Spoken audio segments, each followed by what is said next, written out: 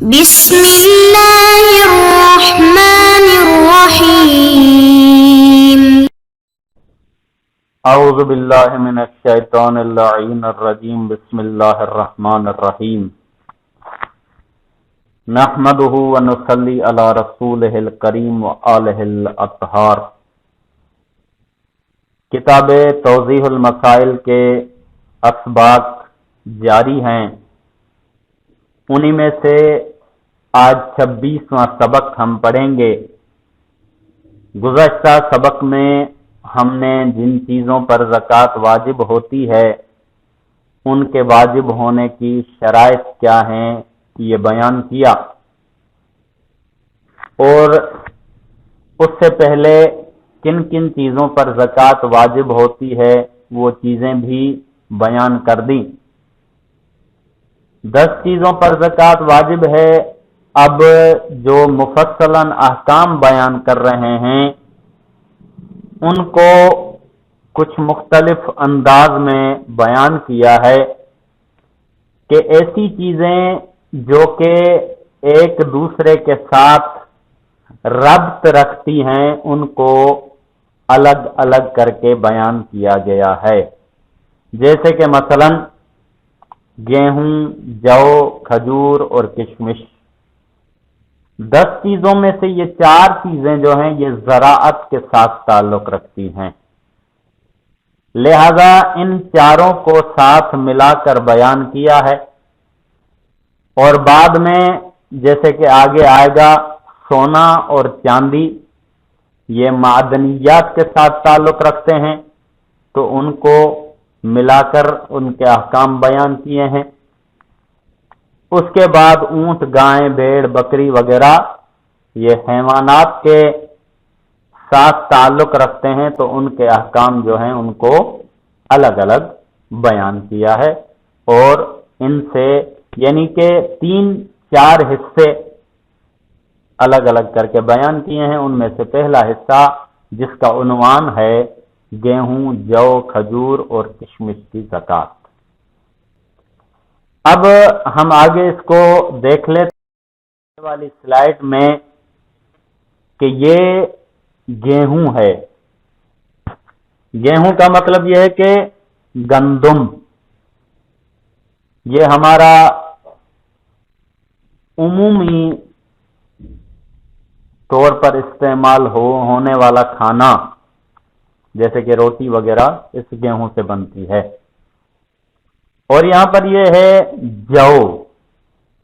جو کہ پہلے بہت زیادہ کھائی جاتی تھی اور استعمال بھی کی جاتی تھی، لیکن آج کل کے زمانے میں اس کا استعمال بھی کم ہے اور یہ پائی بھی کم جاتی ہے۔ اور اس کے بعد ہے کھجور، اور اس کے بعد ہے کشمش۔ البتہ کشمش جو ہے اس کی بہت ساری اقسام ہے، اس کو اپنے مرحلے پہ ہم بیان کریں گے۔ اب آ جاتے ہیں مسئلہ نمبر 1825۔ گیہوں، جو، کھجور اور کشمش پر زکوٰۃ اس وقت واجب ہوتی ہے جب وہ نصاب کی حد تک پہنچ جائیں، اور ان کا نصاب 300 صاع ہے، جو ایک گروہ کے بقول تقریباً 847 کلو گرام ہوتا ہے۔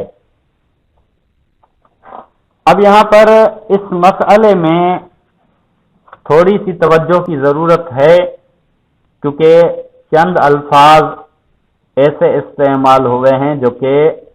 نئے ہیں جن سے ہم مانوس نہیں ہیں۔ ان میں سے ایک تو نصاب ہے، البتہ اس سے ہم کچھ مانوس ہیں اور اس کو ہم پہلے مجملاً بیان بھی کر چکے ہیں۔ نصاب اس حد کو کہا جاتا ہے جس حد تک پہنچنے کے بعد اس چیز پر زکوٰۃ واجب ہو جاتی ہے یا خمس واجب ہو جاتی ہے، یعنی اس ایک ایسی حد کے جہاں تک اگر پہنچے تو زکوٰۃ واجب ہوگی، اگر نہ پہنچے تو زکوٰۃ واجب نہیں ہوگی۔ اس حد کو نصاب کہا جاتا ہے۔ ایک لفظ یہ، اور دوسرا لفظ جو یہاں پر استعمال ہوا ہے پہلے ہم نے نہیں سنا اور پہلے ہم اس سے مانوس نہیں ہے، وہ ہے لفظ سا۔ سا کیا ہوتا ہے؟ سا ایک وزن ہے کہ جس کے ذریعے سے گندم، جو، کھجور، کشمش وغیرہ وغیرہ یہ ساری چیزیں جو ہیں وہ ناپی جاتی ہیں اور ان کا وزن معلوم کیا جاتا ہے۔ سا جو ہے وہ مختلف اس کے بارے میں اقوال ہیں، لیکن میں صرف وہی بیان کروں گا جو کہ آیت اللہ سید علی حسینی سیستانی نے بیان کیا ہے۔ میں صرف انہی کو بیان کروں گا کہ سا جو ہے وہ تقریباً 3 کلو کے برابر ہے۔ ایک سا، جب ایک سا تقریباً 3 کلو کے برابر ہے تو 300 سا جو ہے اس کو تقریباً 847 کلو گرام کے برابر کہا گیا ہے۔ کہہ رہے ہیں کہ گیہوں، جو، کھجور اور کشمش پر زکوٰۃ اس وقت واجب ہوتی ہے جب وہ نصاب کی حد تک پہنچ جائیں۔ یہ چیزیں، چاروں چیزیں جب نصاب تک پہنچ جائیں تو ان پر زکوٰۃ واجب ہے، اور ان کا نصاب کیا ہے؟ 300 سا۔ انشاءاللہ آنے والی سلائیڈ میں آپ کو بتانے کے ساتھ ساتھ دکھاؤں گا بھی کہ سا کیا ہوتا ہے، کہ اگر 300 سا تک پہنچ جائے، نصاب جو کہ 300 سا ہے وہاں تک پہنچ جائے، تو جو کہ ایک گروہ کے بقول تقریباً 847 کلو گرام ہوتا ہے، تو اس صورت میں زکوٰۃ ان چیزوں پر واجب ہو جاتی ہے۔ کہ ہم پڑھنے کے ساتھ ساتھ دیکھتے بھی ہیں کہ سا کسے کہتے ہیں۔ یہاں پر 2 تصویریں آپ دیکھ رہے ہیں اور اوپر یہ ہیڈنگ میں نے لکھا ہے سا۔ سا یہاں پر ایک یہ پیمانہ ہے جو کہ چمڑے کا بنا ہوا،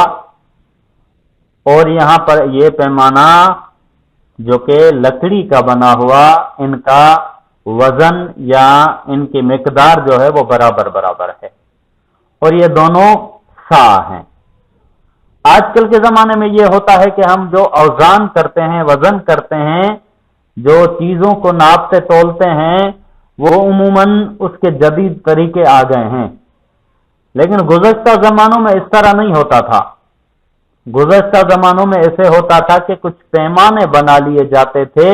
جن پیمانوں کے ذریعے سے ناپ کر اندازہ لگایا جاتا تھا کہ اس چیز کا وزن کتنا ہے۔ اب یہاں پر سا جو ہے ایک ساتھ، یہ حضرت آیت اللہ سیستانی، علی حسینی سیستانی کے مطابق کہ ایک سا تقریباً 3 کلو گرام کے برابر ہوتا ہے۔ اب یہاں پر انہوں نے جو لفظ استعمال کیا ہے تقریباً، یہ تقریباً بتا رہا ہے کہ بالکل 3 کلو گرام نہیں، بلکہ 3 کلو گرام سے کچھ کم۔ اسی وجہ سے ہم نے پچھلی سلائیڈ میں دیکھا تھا کہ 300 سا کو حساب لگایا گیا تھا کہ 847 کلو گرام، یعنی 300 سا اگر حساب لگایا جائے تو 3 کلو گرام ایک سا کے حساب سے تو 900 سا بنتے ہیں، لیکن انہوں نے 900 نہیں لکھا بلکہ 847 کلو گرام لکھا۔ اس کا مطلب یہ کہ ایک سا جو ہے وہ 3 کلو سے تھوڑا سا کم کی مقدار کے برابر ہے۔ بس یہ چیزیں، یہ تصویریں آپ کو دکھانے کا مقصد یہ تھا کہ آپ کے ذہن میں یہ بیٹھ جائے کہ سا کسے کہتے ہیں اور پرانے زمانے میں ناپ تول کس طرح ہوا کرتی تھی۔ مسئلہ نمبر 1826، جس انگور، کھجور اور جو اور گیہوں پر زکوٰۃ واجب ہو چکی ہو، اگر کوئی شخص خود یا اس کے اہل و عیال اسے کھا لیں، یا مثلا وہ یہ اجناس کسی فقیر کو زکوٰۃ کی نیت کے بغیر دے دیں، تو ضروری ہے کہ جتنی مقدار استعمال کی ہو اس پر زکوٰۃ دے۔ مثلا کہہ رہے ہیں کہ انگور ہے، کھجور ہے، جو ہے، گیہوں ہے، یہ 4 چیزیں جن کی بات ابھی جاری ہے۔ کہہ رہے ہیں کہ ان چیزوں پر جب زکوٰۃ واجب ہو چکی، کسی شخص نے کیا کیا کہ ان کی زکوٰۃ واجب ہو چکی، اس کی زکوٰۃ ادا نہیں کی اور اس کو استعمال کر لیا، مثلا اس کو کھا لیا، یا مثلا اس شخص نے خود نے نہیں بلکہ اس کے اہل و عیال میں سے کسی نے اس کو کھا لیا یا کسی کو دے دیا، یا مثلا ان اجناس میں سے کوئی چیز فقیر کو دی، یعنی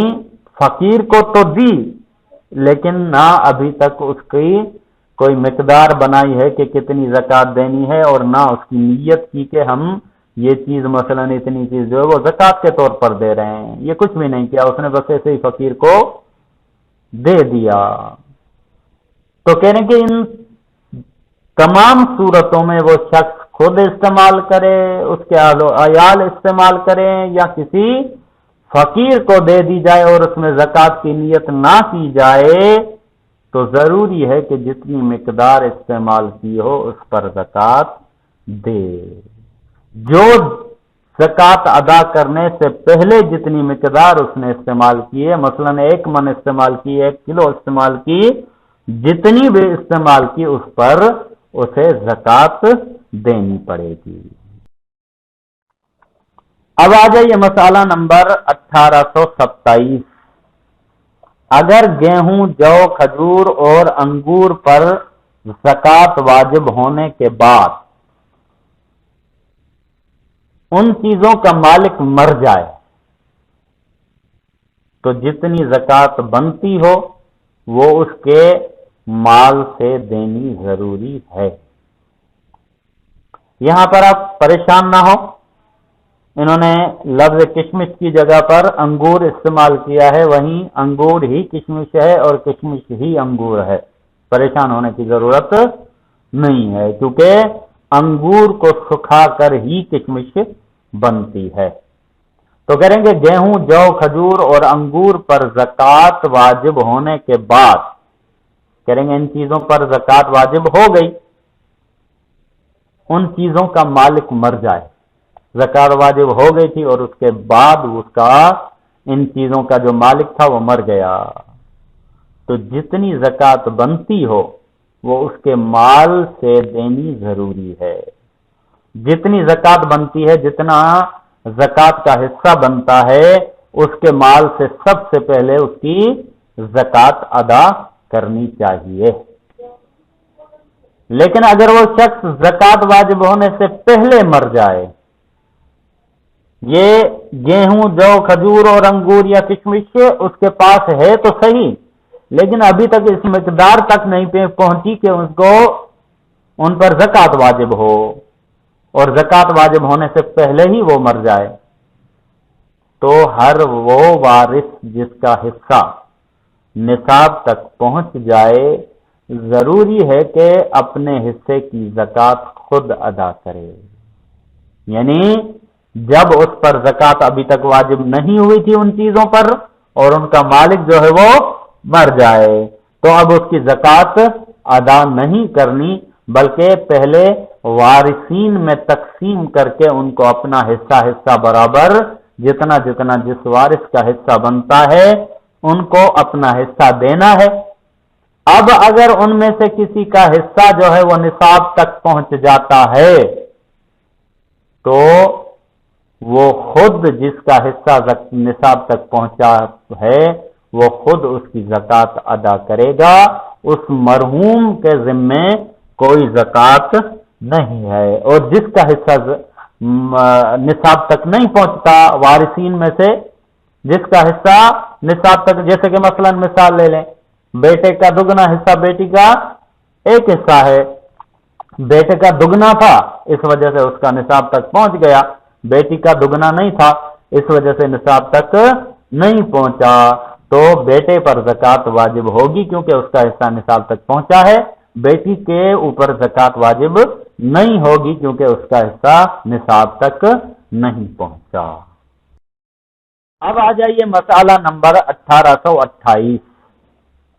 جو شخص حاکم شرع کی طرف سے زکوٰۃ جمع کرنے پر مامور ہو اور وہ گیہوں اور جو کے کھلیان میں بھوسا اور دانہ الگ کرنے کے ٹائم کے موقع پر اور کھجور اور انگور کے خشک ہونے کے وقت زکوٰۃ کا مطالبہ کر سکتا ہے۔ حاکم شرع یعنی وہ جو کہ عوام کے مسائل اور عوام کے بھلائی کے جو کام ہیں ان پر نظر رکھتے ہیں اور ان پر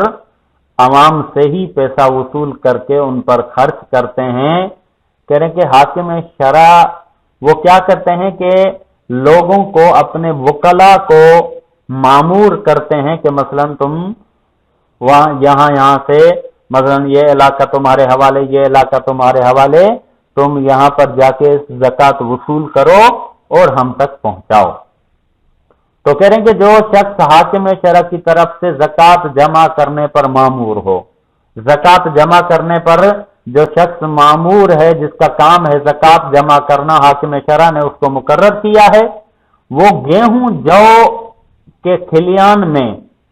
یعنی گیہوں اور جو کے کھلیان اسے کہتے ہیں کہ جب کھیت کاٹ لیا جاتا ہے اور اس کو بھوسا اور دانہ الگ الگ کرنے کے لیے اس پر کام چلتا ہے، تو کہہ رہے ہیں کہ اگر بھوسا اور دانہ الگ کرنے کے وقت وہ آ جائے اور کہے کہ مجھے حاکم شرع نے بھیجا ہے اور زکوٰۃ ادا کریں، یا کھجور اور انگور کے خشک ہونے کے وقت، کھجور جب خشک ہو، انگور جب خشک ہو تو ان پر زکوٰۃ واجب ہوتی ہے،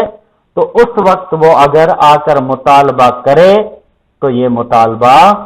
کر سکتا ہے، اور آ کر حاکم شرع کی طرف سے وہ مانگ سکتا ہے اور ان تک پیغام پہنچا سکتا ہے۔ اور اگر مالک نہ دے، اب اس نے حاکم شرع کا جو مامور کیا ہوا بندہ آیا، اس نے مطالبہ بھی کیا، لیکن مالک جو ہے وہ اس کو زکوٰۃ نہیں دیتا، اور جس چیز پر زکوٰۃ واجب ہو گئی ہو وہ تلف ہو جائے۔ اب کھلیان میں وہ پہنچا تھا جب بھوسا اور دانہ الگ ہو رہے تھے، انگور اور کھجور خشک ہوئے تھے تو وہ پہنچا تھا، لیکن اس کے باوجود مالک نے نہیں دیا۔ اب جس چیز پر زکوٰۃ واجب ہو گئی تھی وہ تلف ہو گئی، مثلا چوری ہو گئی، خراب ہو گئی،